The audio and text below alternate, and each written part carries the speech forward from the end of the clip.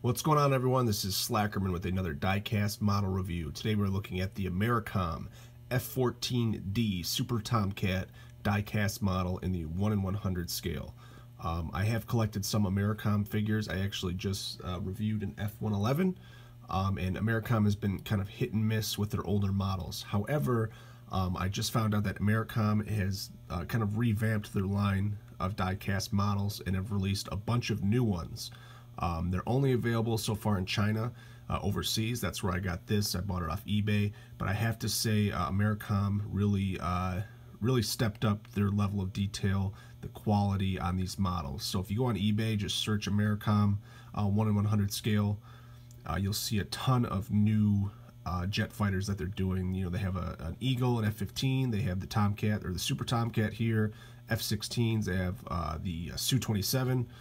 The A-10, I'm actually going to get the A-10 on order, but I have to say right off the bat, Amercom used to be pretty nice looking, but they were fragile. They've really stepped up their game with this new line of models. So let's take a look.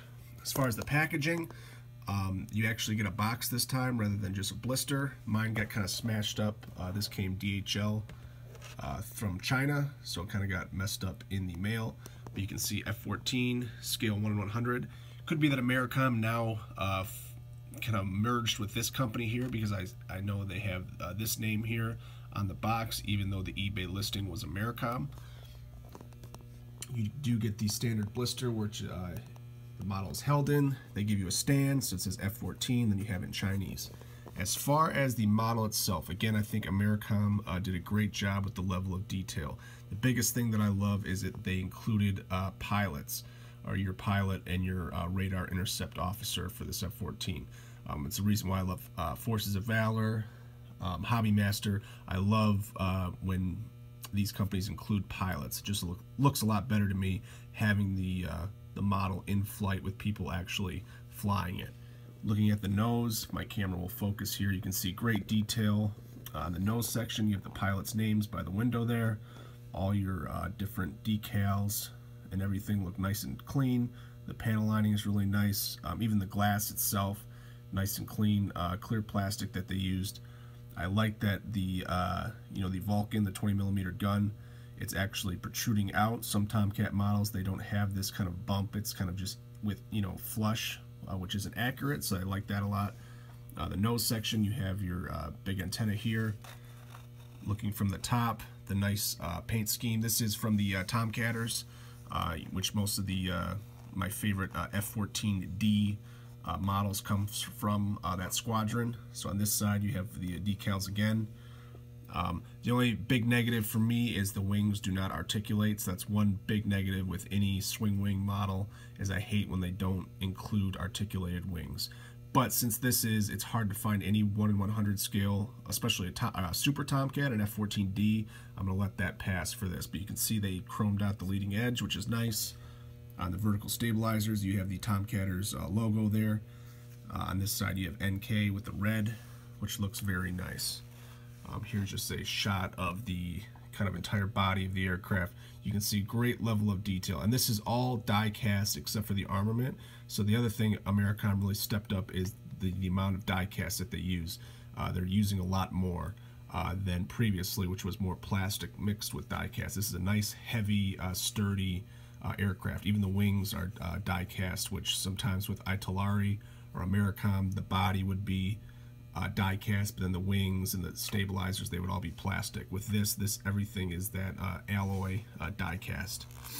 Taking a look at the engines, I'll take it off the stand. The engines have some nice detail work.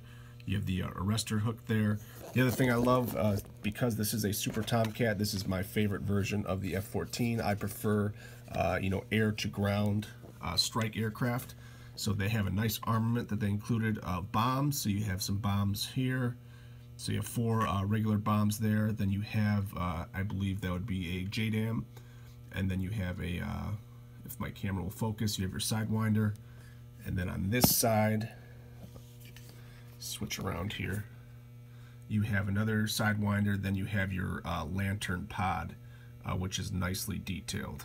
Looking at this side, for some reason my camera won't focus today. You have the Navy navy on the thruster there. You have the vertical or the underbelly fins right there.